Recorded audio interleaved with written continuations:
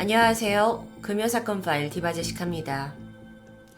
약 58년 전인 1963년 9월 26일 사진을 보시면 충남 서산군 모월리 작은 마을에서 펼쳐진 한 합동 결혼식을 보고 계십니다. 이날은 125쌍이 넘는 커플들이 단체로 결혼을 했는데요. 상당히 특이해 보입니다. 하지만 그날의 분위기 또한 더욱 묘했죠. 신랑 신부들 모두 어두운 얼굴로 고개를 푹 숙이고 설렘이나 행복을 전혀 느낄 수 없는 암울한 광경이었습니다. 그런데 합동 결혼식은 이것만이 아니었죠. 다음 해였던 1964년에도 이번엔 255쌍의 커플들이 합동 결혼식을 올렸습니다. 도대체 이들은 어떤 단체길래 이런 행사를 할까요? 우리가 보통 아는 합동 결혼식은 사이비 종교? 놀랍게도 결혼식을 마친 총 375쌍의 커플들은 사랑으로 이뤄진 게 아닙니다. 누군가 짝이 될 사람을 정해줬고 강제로 치른 결혼식이었는데요.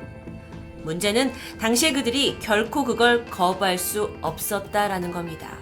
이들은 다소 우리에게 생소할 수 있는 서산 개척단 단원들, 정식 명칭은 대한청소년 개척단입니다. 아마 처음 들어보시는 분들도 있으시겠죠. 때는 1961년 5.16 군사정변으로 정권을 잡은 박정희 정부가 대대적인 토지 개발과 함께 사회 곳곳에서 보이고 있는 불황자들을 제거하는 걸 중요한 정책 과제로 삼게 됩니다. 자, 여기서 제거한다는 뜻은요, 불량한 사람들을 한 곳에 모아놓고 사회에서 보이지 않게 하자라는 정책이었는데요. 지금으로선 쉽게 상상할 수 없죠. 그 당시에 정부는 이걸 사회 명량화 사업이라고 불렀습니다. 불황자에게 갱생할 수 있는 기회를 주는 정책이라고 홍보를 했는데요. 그리고 나서 명령을 받은 경찰들이 거리를 떠돌고 있는 건달들, 노숙인들, 고아들을 마구잡이로 잡아들였고요. 이들을 충남 서산의 작은 마을로 몰아넣게 됩니다. 사실 겉으로 봤을 땐 불황자들의 자립을 돕고 보금자리를 마련해준다라는 그럴싸한 명목이었어요. 그런데 이때 끌려온 여성들도 있습니다. 당시의 표현을 빌리면 윤락의 함정에 헤매던 불우한 여성들, 즉 성매매를 하던 사람들이라고 정의를 내린 거죠. 자, 그리고 이 모두를 모아서 지역명을 따서 서산개척단이라는 이름을 붙여줬던 겁니다. 자, 그런데 여러분, 정말 여기에 모인 모든 사람들이 다 불량한 시민들이었을까요? 설사 문제가 있는 사람이라고 한들 이렇게 다 잡아서 한 곳에 때로 묶어두는 것이 과연 옳은 일일까요? 그 당시 개척단원 중 한 명이었던 정화자 씨, 그녀에게는 아주 기구한 사연이 있었습니다. 이곳에 있는 여성들은 다 매춘부다라는 정부의 주장과는 달랐던 거죠. 그녀는 치과 의사였던 아버지 밑에서 평범하게 자랐습니다. 그러다 집안이 기울어서 모직 공장에서 일을 시작하게 됐는데요. 어느 날 공장에 낯선 남자들이 찾아와요. 그리고 솔깃한 제안을 하게 되죠. 지금 하는 일과 비슷한 일이 있는데 그쪽으로 옮기면 보수를 2배로 주겠다는 겁니다. 당시 갓 20살이던 화자 씨는 이 말에 혹했고 동료 몇몇과 함께 그 남성들을 따라 나서게 되죠. 보니까 트럭에는 이미 10명 정도의 또래 여성들이 타 있었습니다. 그렇게 한참 달려서 도착한 곳이 어디였냐? 그곳이 바로 허허벌판, 갯벌 한가운데였어요. 그래서 이때 묻습니다. 아니, 당신들이 말한 공장이 어디 있냐? 그랬더니 그들에게 돌아온 대답은 공장은 무슨 공장? 인간 공장이지. 소위 인간 갱생 공장, 서산개척단의 본거지였던 거죠. 이렇게 증언을 하시는 분들이 한두 분이 아닙니다. 또 다른 개척단원인 김광덕 씨는 겨우 10살의 나이에 기차를 타고 마산에 있는 할머니 집을 가던 길이었어요. 이때 웬 낯선 남자가 음료수를 줬고 별 생각 없이 받아 마셨는데 이로 정신을 잃게 되죠. 나중에 눈을 떠보니까 서산에 있는 자기 자신을 발견합니다. 황당하죠. 그런데 이거 외에도 어느 날 길을 가다 늦은 시간에 퇴근을 했다거나 통행금지에 걸려서 잡혀왔다거나 아니면 그저 길거리에서 좀 불량하게 눈에 띈다라는 이유로 잡혀온 사람들이 있었어요. 한두 명이 잡혀왔냐고요? 아니요. 이렇게 닥치는 대로 수용된 인원은 무려 1,700명에 달했습니다. 정부가 이들에게 말하는 갱생의 기회라는 건 다름 아닌 강제노역이었죠. 국가발전이라는 명목하에 이 갯벌을 농지로 만들자 하는 개간 작업에 참여시킨 겁니다. 물론 이들 중에는 이제 개간 사업에 자발적으로 온 사람들도 있어요. 왜냐면 땅을 나눠준다고 했거든. 하지만 정작 단원들은요, 여기에 도착을 해서 마땅한 거처도 없고 야산에 땅굴을 파서 막 허름한 천막을 치고 1년 정도를 살게 되죠. 정말 제대로 누울 수도 없는 아주 비좁은 공간에서 비가 오면 그대로 비를 맞아야 했고 추위에 떨었습니다. 1년 정도 지나니까 강제 수용소인 형설촌이 만들어졌다고 해요. 아니, 집은 그렇다 치다 하더라도 제대로 된 음식은요, 제공받지 못했습니다. 그리고 일을 할 때면 구타를 견뎌야 했고요. 정말 말도 안 되는 일들이 자행됐습니다. 여기서 남자 개척단원들은 바닷물이 드나드는 염전을 메꿔야 돼요. 그리고 그걸 농지로 만드는 개간 작업이 주 업무죠. 그 규모가 약 10만 평 정도입니다. 축구장 350개를 합쳐놓은 크기. 1960년대는요, 중장비 같은 게 없죠. 지게도 제대로 준비되지 않았다고 해요. 그러다 보니까 단원들은 새벽부터 밤까지 맨손으로 돌을 날랐고 막 산을 곡괭이로 다 파헤쳐 가면서 쉴 틈 없이 농지를 일궜습니다. 여기에 전해지는 이야기에 따르면 이 일하는 곳에 감시단들이 50m 간격으로 서 있었어요. 그리고 소총을 들고 이 개척단이 일을 잘 하는지 일거수일투족을 감시했죠. 너무도 강도 높은 노동이 계속되니까 그 안에서는 견디지 못하고 죽는 사람도 속속 생기기 시작합니다. 그럼 장례를 치러줘야 할 텐데 장례는커녕 묘지조차 만들어지지 않았죠. 누군가 사망했다는 사실 역시 밖으로 새어나갈 수 없었습니다. 그렇게 정말 죽음을 각오하고 일하고 나서 받는 식량은 잡곡밥하고 소금국이 전부였다고 해요. 어떤 이들은 굶주림을 시달리다 못해서 소의 여물을 뺏어 먹기도 했고요. 산에서 두더지나 개구리를 잡아먹는 사람도 있었죠. 하지만 그 무엇보다도 견디기 힘들었던 건 매일같이 자행된 구타였습니다. 만약 그날에 어떤 개간 작업의 할당량을 제대로 채우지 못하면 그들을 감시하고 있던 구호반이 그들을 알몸으로 무자비하게 폭행했기 때문이에요. 여러분, 저는 어떤 영화 이야기를 하는 게 아닙니다. 1960년도 이 대한민국에 있었던 일을 얘기하고 있어요. 한편 끌려온 여성들은 어땠을까요? 노동과는 또 별개예요. 감금된 여성들은 언제든 그곳에 있는 남성들과 결혼하도록 지정됩니다. 안에서는 끔찍한 성범죄도 빈번하게 일어났죠. 이들이 도망치는 건요, 거의 불가능에 가까웠습니다. 그러다 어찌 소문을 듣고 실종된 내 자식이 여기 있다더라 해서 찾아오는 가족들이 있었는데 관리자들은 문을 굳게 닫은 채 그런 사람 없다 하면서 돌려보냈죠. 그래도 여길 탈출하고 싶어서 죽을 각오를 하고 몇몇 사람이 탈출을 시도했습니다. 하지만 그러다가 도중에 발각이 되면 총에 맞아서 비참하게 사망했고요. 이뿐만 아니라 이 단원들을 관리하는 사람들이 공포감을 더 주기 위해서 시범 케이스로 도망가다가 잡힌 사람들을 죽을 때까지 구타하기도 했어요. 이후에 그 시신은 인근 야산에 버려졌고 그대로 방치됩니다. 정말 이곳이야말로 상상을 초월한 인권유린의 현장이고 창살 없는 감옥이었습니다. 자, 이렇게까지 끔찍한 일이 자행된다면 누군가 막아야 하지 않았을까요? 하지만 안타깝게도 그 당시 대부분의 국민들은 서산 개척단 사업의 문제점을 전혀 몰랐던 거예요. 사실 지금도 여기에 대해 인지하지 못하고 있는 분들이 많이 계시죠. 그저 불량한 사람들 다 모아놓은 곳이라고만 알 뿐이었습니다. 그 이유는 정부와 그 당시 언론이 이 실상을 감추고 미화했기 때문이에요. 예를 들어서 1963년 7월 22일 한 신문사는 이렇게 보도를 했습니다.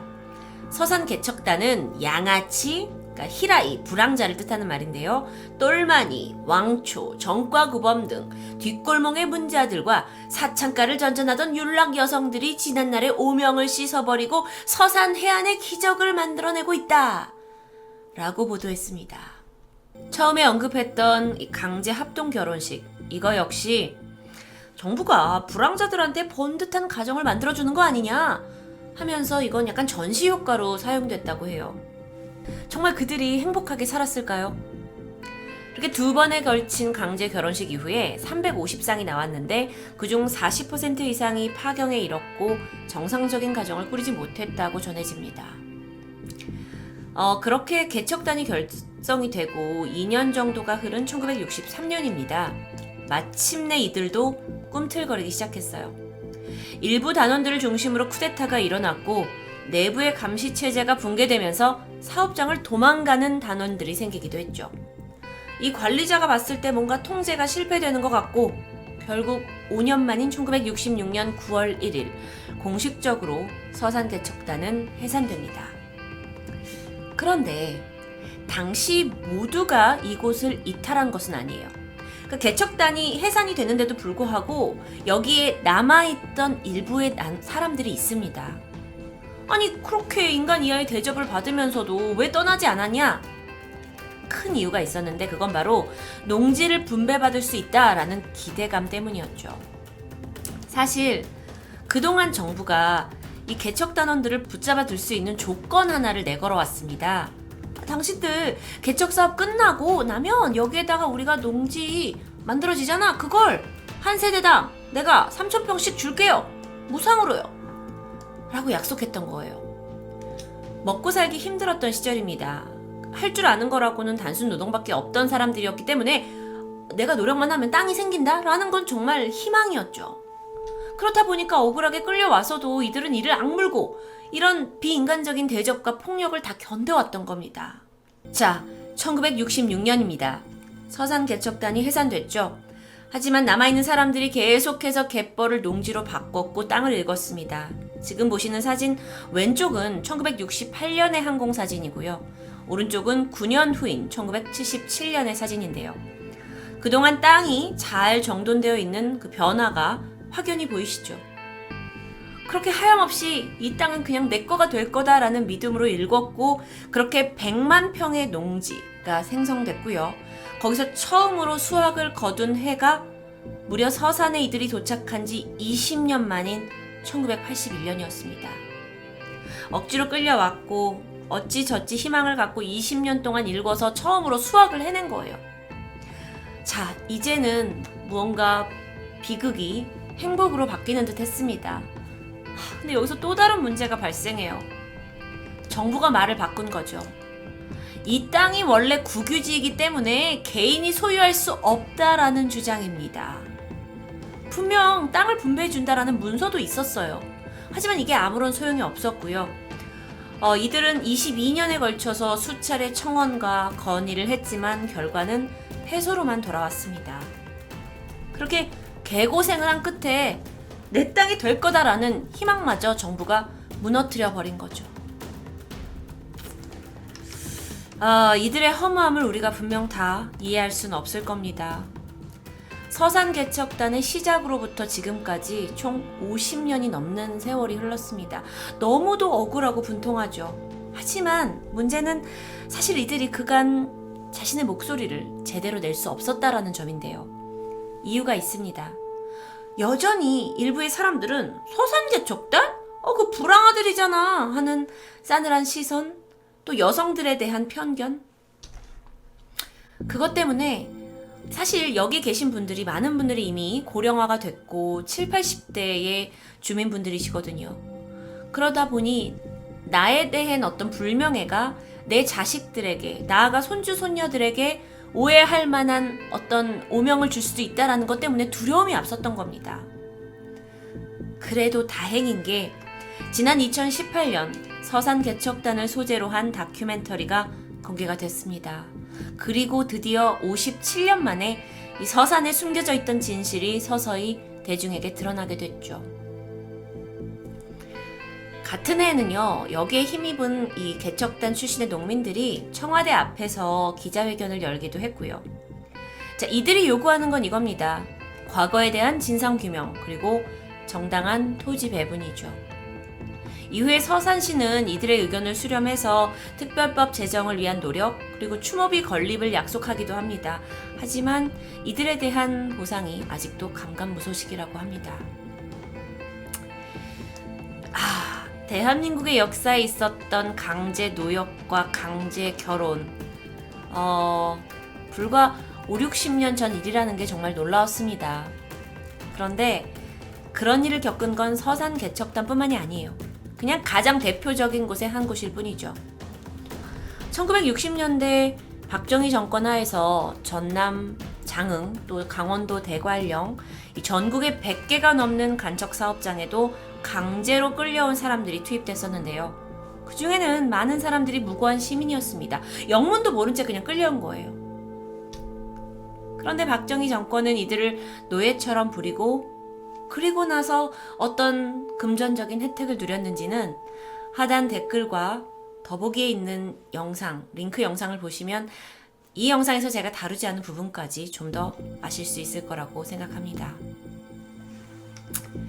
이 사건을 보면서 우리가 꼭 짚고 넘어가야 할 부분이 있습니다.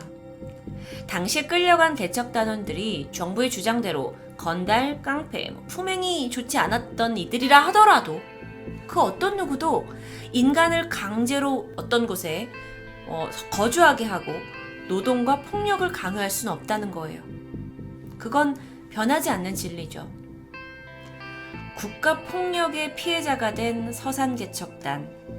이제 그들이 바라는 것은 잔인하게 유린당한 인권을 보상받는 겁니다. 50여 년 전 우리 역사가 남기고 있는 정말 아픈 상처, 늦더라도 치유를 위한 움직임이 필요하다고 생각합니다. 그렇지 않으면 언젠가 우리도 그들과 똑같은 희생자가 될 수 있으니까요. 금요사건 파일 디바제시카입니다.